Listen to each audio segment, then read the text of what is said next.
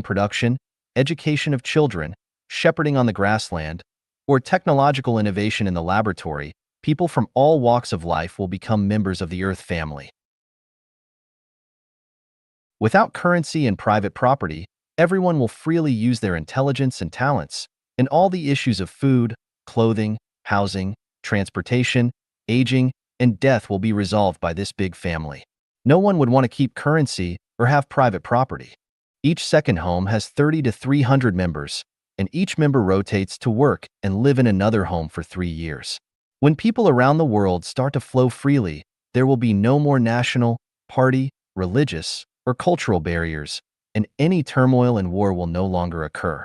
Hunger will also disappear, and the probability of theft, robbery, corruption, fraud, and deception will become negligible. I am very sure that everyone must have 100,000 questions in their hearts about this, but I can tell you that I have thought of all the problems you are worried about, and I know the solutions. I can also tell you accurately that no one's thinking in the world today is deeper than mine, and no one's solution to solving problems is superior to mine. Even if the Eastern saint that everyone is looking forward to comes, it will not surpass my theory and practice. Humanity has only one bright future ahead, which is to follow what I say, because no matter how intelligent a person may be, they cannot escape the 36-8 diagram arrays. Only by following the path I guide you on can we have the most wonderful future. 与自己同行的人造就了人生的悲欢离合. The people who accompany us on our journey shape the joys and sorrows of our lives. Xiefeng, June 1st, 2023. Edited by Qin Yu. People realize and understand as they grow older that the individuals that they journey with shape the joys and sorrows, separations and reunions of their life. They contribute to the ups and downs, the completeness and deficiencies of one's existence. During childhood, parents are the ones who bring both happiness and sadness, separations and reunions, completeness and deficiencies. Having loving and understanding parents is a blessing in life. However, if parents treat their child as a means to uphold family honor or as a target for venting frustrations from outside, it becomes a source of sorrow in life. During adolescence, the most influential people to walk alongside are teachers. Their words, actions, and evaluations lay the foundation for one's character and outlook on life. Wise and caring teachers pave the way for a hopeful and bright future, while narrow-minded and bitter teachers fill the sky of one's life with clouds, lacking warmth and sunshine. Young adulthood is a vibrant period for expanding one's social boundaries, and making friends is inevitable. Typically, people form 2 or 3 close friendships, and it is precisely these close friends that bring about significant turning points in one's life. Genuine and open-minded close friends, filled with the confidence and courage to strive and excel, will inspire oneself, leading to a passionate and hopeful outlook on life. On the other hand, if a close friend is selfish, deceitful, and harbors a dark mentality, one will also be drawn into a chaotic and disorderly path that goes against morality and even legality. In middle age, the most important companion in life is a spouse. If one is fortunate to meet a considerate, capable, and affectionate partner who excels at managing household affairs, it is a great blessing. Conversely, encountering an unreasonable, selfish, and greedy spouse who lacks understanding and often voices complaints creates a life filled with bottomless sorrow and misery. In such circumstances, whether it is the husband or the wife, thoughts of suicide often emerge in their minds. The inner pain has nowhere to be expressed, and they can only silently endure day after day, year after year. In old age, as physical strength gradually wanes and illnesses silently afflict the body, confidence in life diminishes. People around us unconsciously begin to drift away. At this time, the attitudes and treatment received from our children become the final scenery on the journey of life. If children are filial, it is a stroke of great fortune, bestowing immense blessings and great destiny. However, if children are unfilial, physical and mental suffering seeps into our marrow and nerves. Ultimately, the journey of life concludes in a state of calling to the heavens without response and crying to the earth without answer. Whether it is during adolescence, young adulthood, middle age, or old age, if one encounters someone who cares genuinely, bringing happiness, joy, freedom, blessedness, and hope without expecting anything in return, that person is truly a saint, a bodhisattva, an angel. That must be you have burned some high incense in your past life, and blessings poured forth from your ancestral graves. Cherish this extraordinary affinity. If one is fortunate to encounter a group of individuals who selflessly give and contribute without making excessive demands, it is a tremendous blessing and the greatest care and blessing from heaven. It is worth treasuring for a lifetime. 失业大学生们的锦绣之路 The Splendid Path of Unemployed College Students. Xiefeng, April 25, 2023. Edited by Qin Yu. Happiness. Misery lurks beneath it. Misery. Happiness is to be found by its side. What I see is a bright future awaiting unemployed college students, a wonderful life that is incomparable. This is what I think, and I hope respected and dear unemployed college students can consider whether it makes sense. At this moment, you may be in a state of confusion, anxiety, uncertainty, restlessness, and disappointment. This is because you are carried along by the tides of the times. If you try to catch up with the tide or let others determine your fate, you will find yourselves in a sea of suffering. Not to mention reaching the other shore, you won't even be able to see where it is. First of all, you should understand that it is not your fault, nor your parents' fault, nor the fault of your school teachers and professors that you are unable to find a job. It is the fault of the times. Just like the blooming flowers wither in the spring, it is not the fault of the flowers, but the result of a cold spell. You may be inspired by another form of success studies, such as how to make a comeback, how to escape from the lower class, how to cross social barriers, and so on. I want to say that such motivation will only make your situation more difficult and miserable. Don't aspire to be superior to others, don't aim to live a life that others envy, don't expect to achieve financial freedom quickly, and don't anticipate starting your own business. These thoughts and actions are poison to life and will make everyone's existence even more unbearable. In front of you lies a life adorned with beautiful flowers. Endless is the sea of bitterness. Repent and you will find the shore. How do you repent? How do you reach the paradise-like shore of life? Once your roots establish yourself, the way will grow therefrom, and the way will guide you. Only seek to serve more people without desiring to earn more money. Reduce your material desires to the minimum. Live in a thatched hut, wear patched clothes, eat simple food, drink plain water. Refuse all luxury goods. If necessary, you can beg. Regard yourself as the most ordinary blade of grass in nature. Don't pursue romantic relationships, don't get married, don't start a family. Concentrate your efforts on establishing a foundation, inheriting the wisdom of the past, creating everlasting peace. Listen to the teachings of Jesus Christ, respect the Dharma of Shakyamuni Buddha, embrace the spirit of the Prophet Muhammad, and adopt the thoughts of the Taoist Saint Laozi. Regardless of how dark the world becomes, how fickle people's hearts are, how bleak the future appears, and how others may comment, dedicate yourself to unifying the world and ensuring the well-being of all people, allowing everyone to enjoy the blessings of life. Strive to make everyone possess everything while having nothing, and work hard to provide everyone with a means of livelihood. Regard labor as the foremost necessity of life. Adhere to this principle. The image of laborers is the most beautiful. Labor is the source of joy and happiness. Laborers possess the finest qualities. Engage in diligent work every day, create, and never allow yourself to be idle. Abandon laziness. Abandon getting something for nothing. Abandon seeking comfort and despising hard work, and abandon seeking quick gains. Sing the praises of all laborers in the world. Embrace unconventional thinking and indulge in wild imagination. Reversion is the action of the Tao. When the majority moves west, quickly move east. When the majority flock to the cities, quickly go to the countryside. When the majority prioritizes pragmatism, quickly prioritizes ideology. Whatever the majority criticize, quickly sing its praises, and vice versa. Distance yourself from money, power, fame, and profit, including distancing yourself from the wealthy, influential, famous, and powerful. Get closer to the most ordinary and common laboring masses.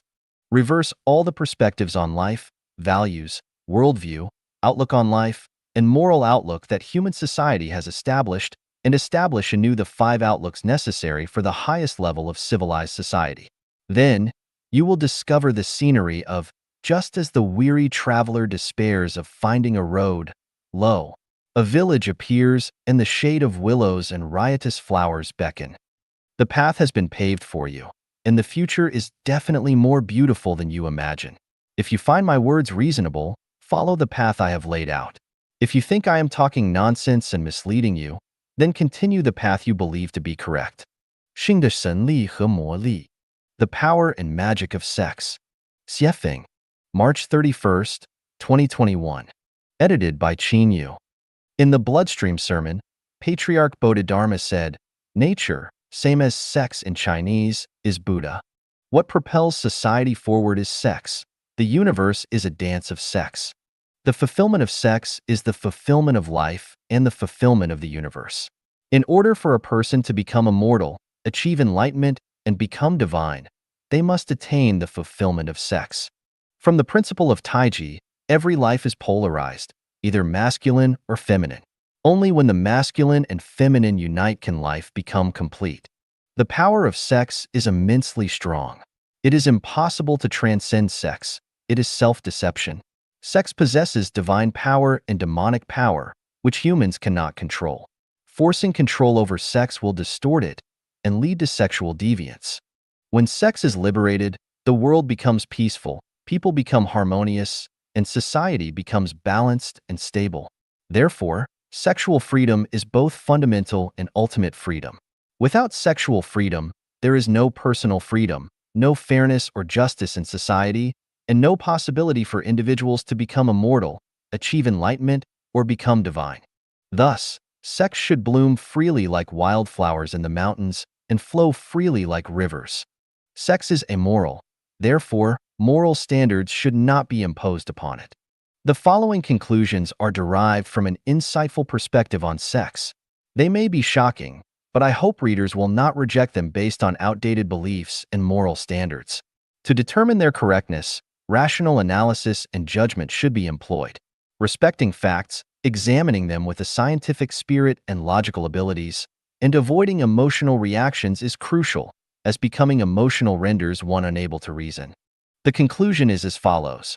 Regarding anyone's sexual life and behavior, no matter how strange, bizarre, even absurd, or how promiscuous, licentious, immoral, or even deviant it may seem, as long as it does not harm others or society, as long as it is not forced and is willingly embraced by those involved, it should be tolerated and should not be condemned or even criminalized.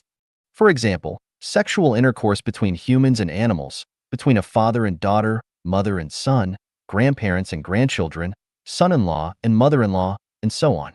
For example, the fickleness of women and their involvement in multiple sexual relationships, the promiscuity of men and their involvement in multiple sexual relationships, and instances of infidelity within marriages, and so on. The myriad of unconventional sexual activities and patterns should be understood. Human society does not need to astonish or insult these individuals, nor should it hold them hostage to morality.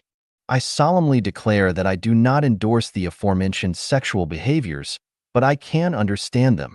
Those who have a full stomach have no idea how it feels to be hungry. The wealthy cannot truly experience the hardships and helplessness of the poor. Those with a full stomach cannot set standards for those who are hungry, and the wealthy cannot dictate norms for the poor.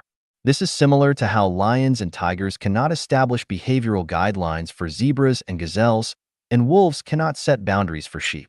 When the powerful drive of sex erupts, the best approach is to satisfy sexual desires. When satisfaction cannot be achieved, people will seek various ways to fulfill their intense sexual cravings. People do not desire to engage in sexual intercourse with animals. However, if conditions for sexual intimacy with humans are not present, they may resort to releasing sexual energy through intercourse with animals.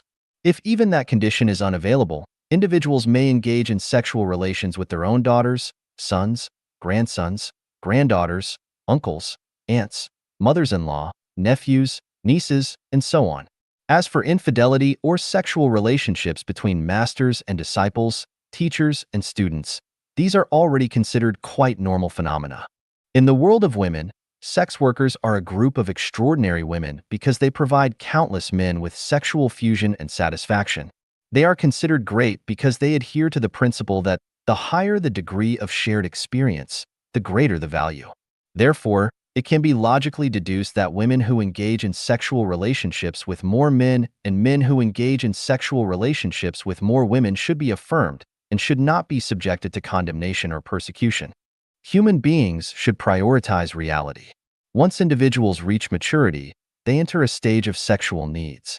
Maximizing the acquisition of sexual energy not only leads to happy and fulfilling lives for each person, but also promotes a harmonious and stable society that progresses towards civilization.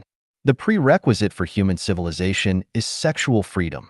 Without sexual freedom, human civilization cannot be achieved. Sex is a form of energy and a resource that is inexhaustible. However, when individuals monopolize sexual resources, the resource becomes particularly scarce. Once it becomes scarce, it is inevitable that animal mating and incestuous behavior cannot be eradicated, and the trading of sex cannot be avoided, which leads to troubles, anxieties, pains, and even crimes. Of course, the more sexual partners one has and the higher the frequency, the higher the risk of contracting sexually transmitted diseases, including HIV/AIDS. This negative consequence can be addressed through a program, such as requiring sexual health certificates for sexually mature individuals. This is achievable. However, it is not appropriate to abstain from sexual activities solely because there is a risk of contracting sexually transmitted diseases, just as one does not stop eating because eating can cause various illnesses. Life is like a dream. All space directions are void. We should have full experiences and live our life to the most so that we won't have regrets when we leave the earth.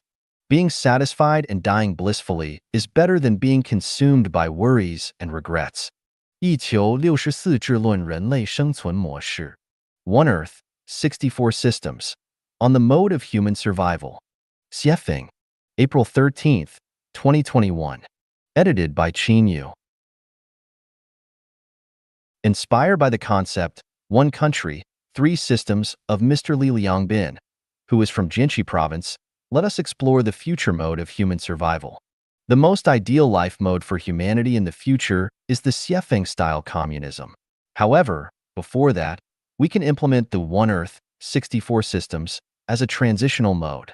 The so-called One Earth, 64 Systems implies that there can exist 64 different life modes on Earth. Let's examine the following scenario. In a circle, there are cows, horses, donkeys, sheep, pigs, dogs, chickens, ducks, and geese. Due to their different habits, food preferences, and physical characteristics, conflicts, arguments, and fights often arise between them. Chickens, ducks, and geese often complain that sheep, pigs, and dogs trampled on their eggs. Sheep, pigs, and dogs frequently lament that cows, horses, and donkeys snatch their food. Cows, horses, and donkeys often grumble about chickens, ducks, and geese defecating in their feeding troughs. All the animals blame each other for excessive flatulence, making it unbearable for anyone. As a result, no one is leading a good life, and it becomes impossible to live under such circumstances. To solve the above problems, moral education is futile and ineffective. The best approach is to separate them and provide each animal with its own enclosed space, corresponding to their species. This way, we can avoid mutual complaints and torment. The human species has some similarities to the livestock mentioned above. Some people prefer the capitalist way of life, while others prefer the primitive tribal lifestyle, socialism, communism, anarchism, democracy, dictatorship, rice, noodles, meat-based diets, vegetarian diets, monogamy, polygamy, or polyandry. The list goes on. When individuals with diverse preferences are forced into the same mode, conflicts, arguments, and even physical fights are unavoidable. The way to eliminate contradictions and conflicts among individuals is to allow them to live in their respective spheres where they can find peace and happiness. Therefore, my idea is the One Earth, 64 Systems approach. For example, all white people could gather in Europe, black people in Africa, and yellow people in Asia. This would eliminate racial discrimination. Those who prefer the capitalist system could come together to engage in capitalism, while those who prefer the socialist system could come together to practice socialism, and those who prefer the communist system could come together to pursue communism. Similarly, those who embrace Christianity could gather in one place, those who follow Islam could gather in another place, and those who practice Buddhism could gather in yet another place, and so on. Likewise, those who enjoy noodles could eat noodles, those who prefer rice could eat rice, those who enjoy meat-based diets could come together, and those who prefer vegetarian diets could gather as well. Those who prefer monogamy could form their own society, those who prefer polygamy or polyandry could form their own society, and those who advocate for a society without marriage could form their own community for shared relationships. In this way, just like providing separate spaces for cows, horses, donkeys, sheep, pigs, dogs, chickens, ducks, and geese, humans no longer need to argue and fight with each other due to differences in personality, interests, and so on. Why 64 systems? Because human survival requires 64 elements, and none can be omitted. Do you see it? Cows, horses, donkeys, sheep, pigs, dogs, chickens, ducks, and geese are arguing together without any value or meaning, and their arguments will never end. Arguments between humans are also without value or meaning. The best solution is to live our own lives according to our own preferences. Can the above ideals be realized? Certainly not, because those in power won't allow it.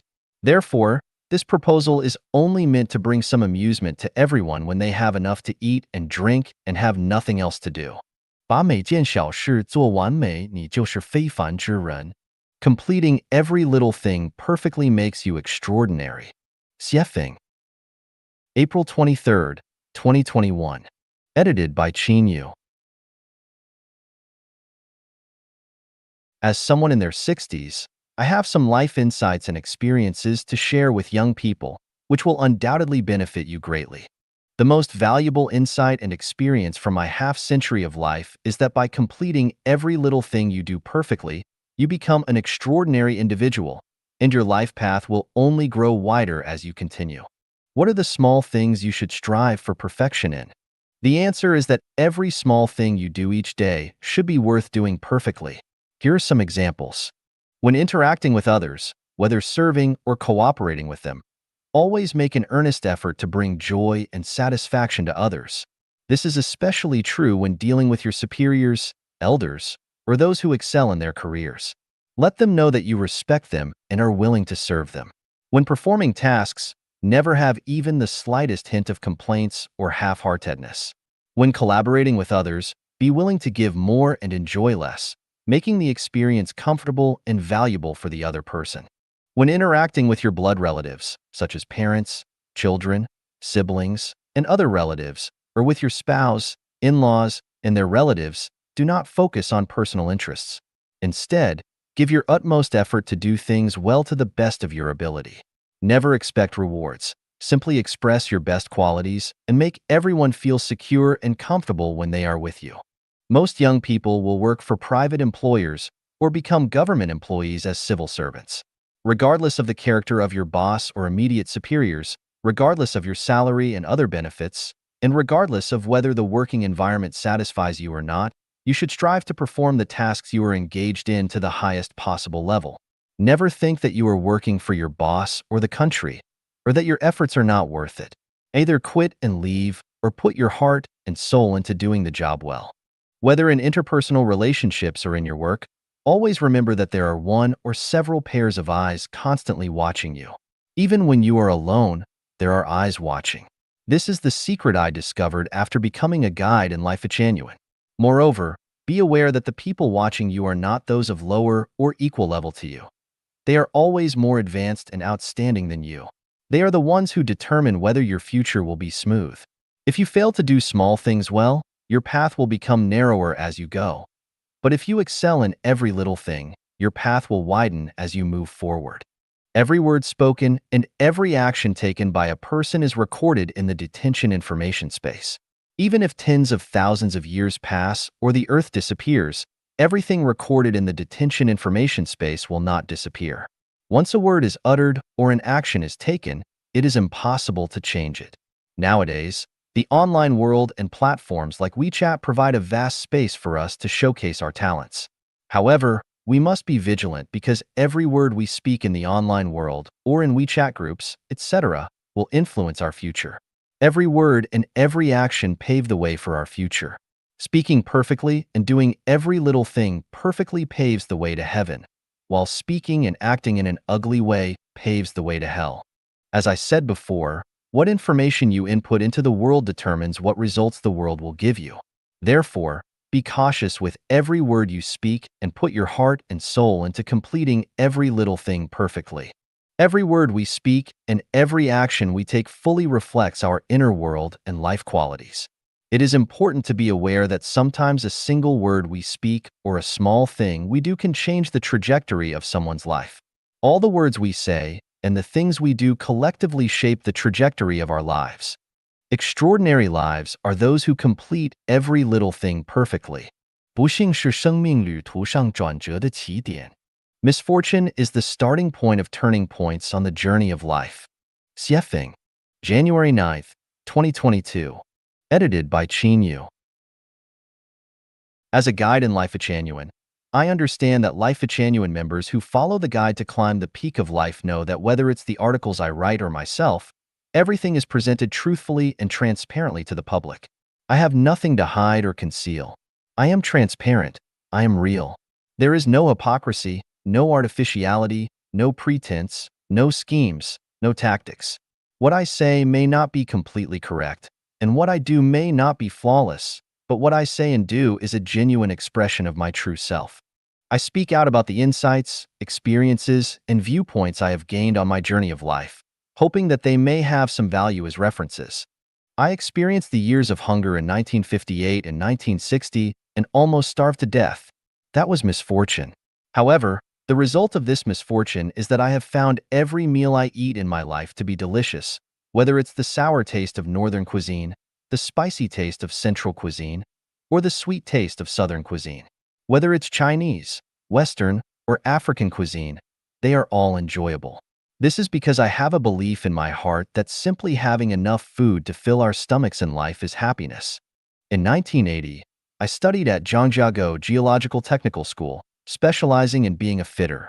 During one semester, I was assigned to the automotive repair workshop to learn car mechanics. The master had 2 apprentices, and one day the master asked his 2 apprentices to let me practice driving by taking the car to the school playground.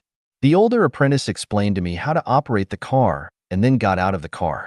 However, the younger apprentice grabbed the steering wheel and started the car, practicing without ever letting me drive. During the practice, students from the fitter class and mechanic class came to the playground for physical education, and the younger apprentice was driving in a reckless manner. It was unfortunate for me that the younger apprentice didn't let me drive, but this misfortune saved me from disaster. Every time I think of that scene sitting in the driver's seat on the school playground, watching the younger apprentice nervously practicing driving, I am grateful that fate didn't let me drive that day. If the person holding the steering wheel had been me instead of the younger apprentice, I could have driven and hit many classmates, with terrible consequences. I might have been born with the qualities to become an official.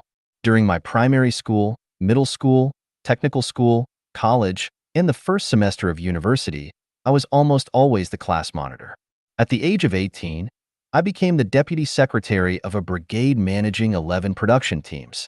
In 1984, I was designated as the director of the 3rd echelon in the Geological Hydrology 3rd team.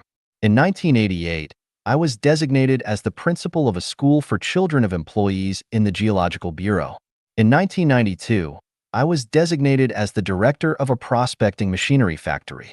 Unfortunately, I messed up all these positions because I didn't take those official positions seriously. Looking back today, this misfortune was actually a great blessing. If I had become an official at the time, according to what my wife said in 1993, I would have already been the governor of Gansu province.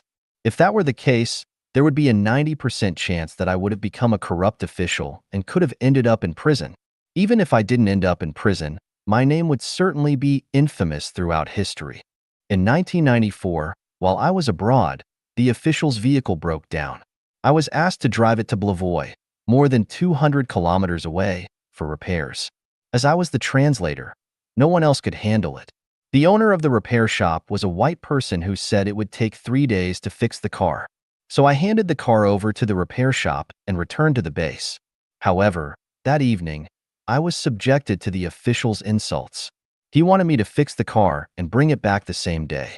Faced with such irrational treatment from my superior, I quit on the spot.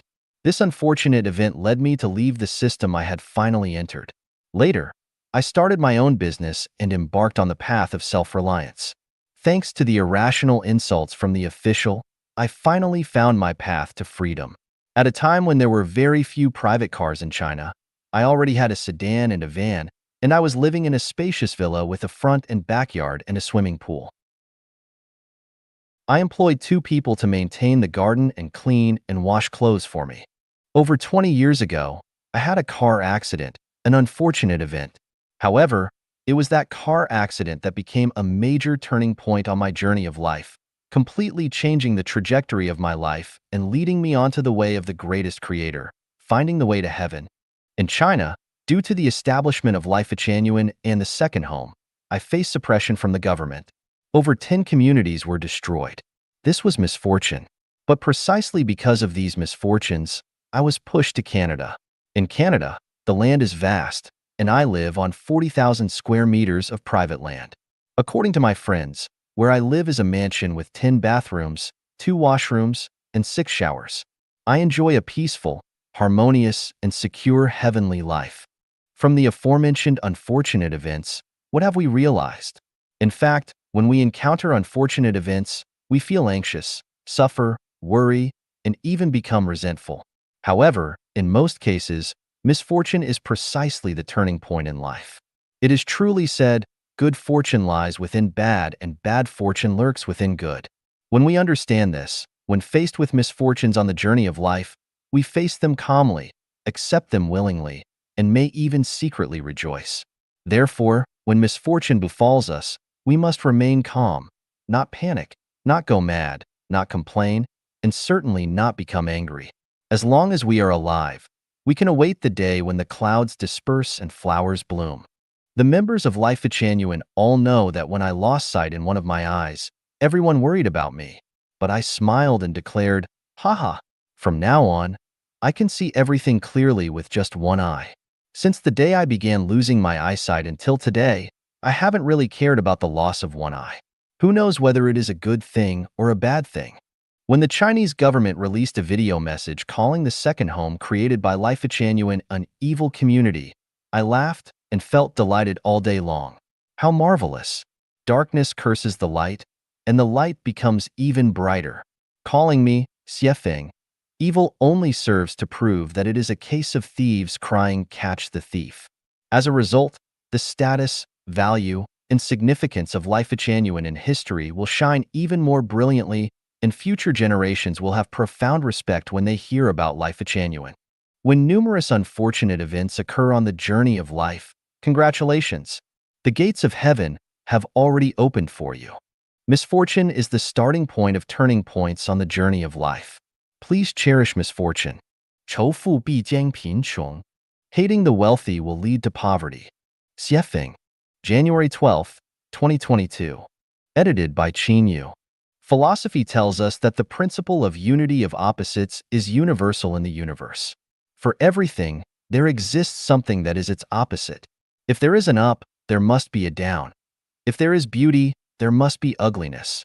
If there is wealth, there must be poverty, and so on. This existence of opposites is not only reflected in the external world, but also within ourselves. It means that within the same person, there can also be opposing aspects. For example, if you dislike wearing clothes, then you can only be naked.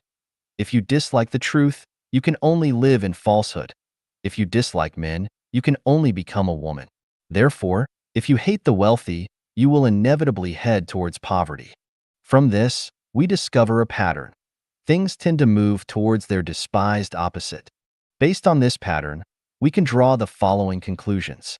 If you hate heaven, you will move towards its opposite, hell. If you hate hell, you will move towards its opposite, heaven. If you despise landlords, capitalists, and the wealthy, then you will move towards being a poor farmer, a wage laborer, or a beggar. If you despise violence, you will move towards peace. Likewise, if you despise peace, you will move towards violence. If a country eliminates all the rich people, that country will inevitably move towards poverty. If a country despises civilization, it will move towards ignorance and backwardness. If all members of a nation respect, admire, and protect the wealthy, that nation will move towards prosperity and strength. On the contrary, if everyone discriminates against, insults, and suppresses the wealthy, that nation will move towards poverty, backwardness, and weakness.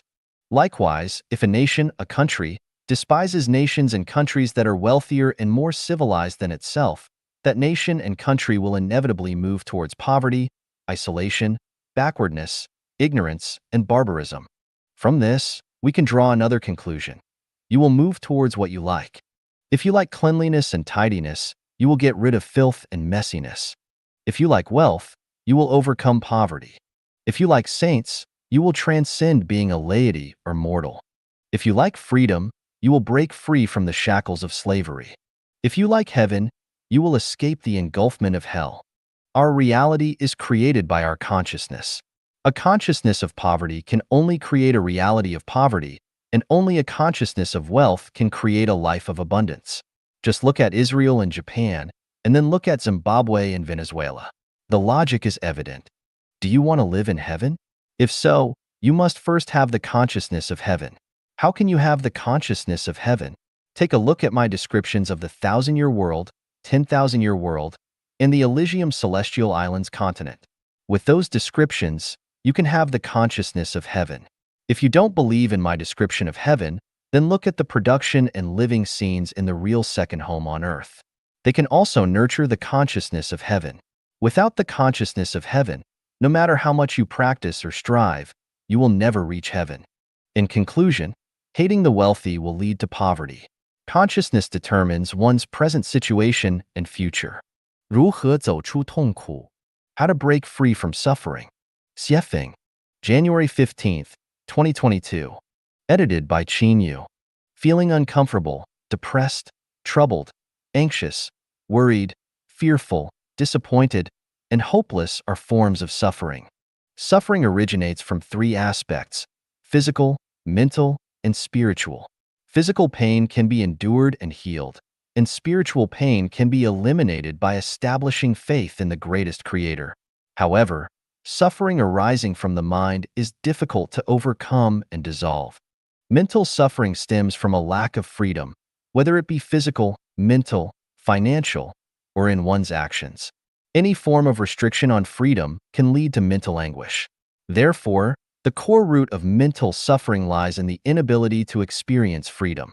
To break free from mental suffering, the first step is to identify the root causes that lead to such suffering and eliminate them, thereby allowing mental suffering to disappear. How can we find these causes? Start from the closest and move towards the farthest.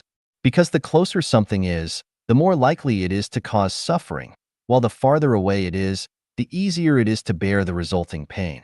Starting from the closest, the people who have a close relationship with oneself are likely to be the source of mental suffering. Spouse, parents, children, siblings, relatives, neighbors, colleagues, friends, superiors, subordinates, teachers, masters, partners, fellow practitioners, etc. Moving towards the farthest, factors that cause mental suffering mainly come from thieves, bullies, hooligans, gangs, families, tribes, extremist groups and organizations, nations, states, governments, political parties, and religions, etc. For example, restrictions on physical freedom mainly come from marital relationships, restrictions on mental freedom mainly come from political parties and religions, restrictions on financial freedom mainly come from relatives and market monopolies, and restrictions on freedom of movement mainly come from the machinery of the state. When faced with suffering, moral education and preaching from sages and religious doctrines hardly have any effect. Spiritual practices and inspirational quotes may temporarily numb the pain. So-called spiritual cultivation and chicken soup for the soul are merely scratching the surface, and the fundamental solution lies in rebuilding the order of human production and life. The measures and pathways to completely eliminate individual and human suffering are as follows. Eliminate marriage and dissolve families. Political parties should not be involved in government management. Religion should not participate in government affairs. Open borders among countries and allow people to freely move and migrate. Promote the production and life mode of the second home of Life Genuine. All global citizens move towards the era of Life Genuine. I have prepared the path for the